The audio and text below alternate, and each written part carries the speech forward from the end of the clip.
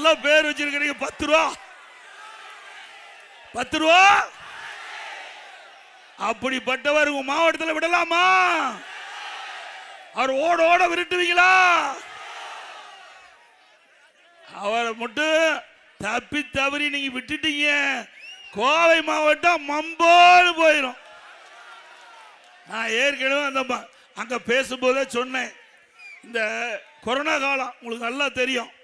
Corona virus பாதிக்கப்பட்டா உயிருக்கே ஆபத்து ஏற்பட்டுரும். அப்போ அது கூட நம்முடைய பாரத பிரதமர் நரேந்திர மோடியில் மருந்து கண்டுபிடிச்சு குணப்படுத்துறதுக்கு செஞ்சார். ஆனா இப்போ இந்த நம்முடைய கோவை தெற்கு சட்டமன்ற தொகுதியில் வந்திருக்கிற அந்த கொரோனா சாதாரண கொரோனா இல்ல, அதுக்கு மருந்தே இல்ல. அந்த வைரஸ் தாக்கப்பட்டுட்டா இந்த கோவை மாவட்டம் அதோட போயிடும்.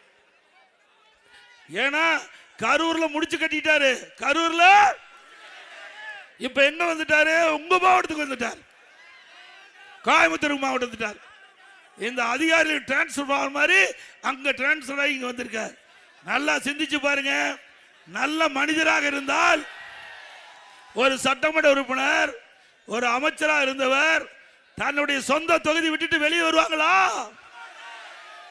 நான் இப்ப 11வது முறையா எடப்பாடியில் நிக்கிறேன், 11வது முறையா நிக்கிறேன். ஆரம்பிச்சார் தொண்டாமுத்தூர்ல, ஆரம்பிச்சார் வேலுமணி நிக்கிறாரு. உன்னால நிக்க முடிஞ்சுதா? அங்க ஓட ஓட விரட்டி இங்க கோவை தெற்கு சட்டமன்ற தொகுதிக்கு வந்து நிக்கிறாரு. நல்லா சிந்திச்சு பாருங்க. நான் விளையாட்டா சொல்லிங்க, சாதாரண ஆள்லிங்க. எல்லாத்துக்கும் ஆண்டவன் மூளை படைச்சிருக்காரு, அவருக்கு தனி மூளை படைச்சிருக்காரு.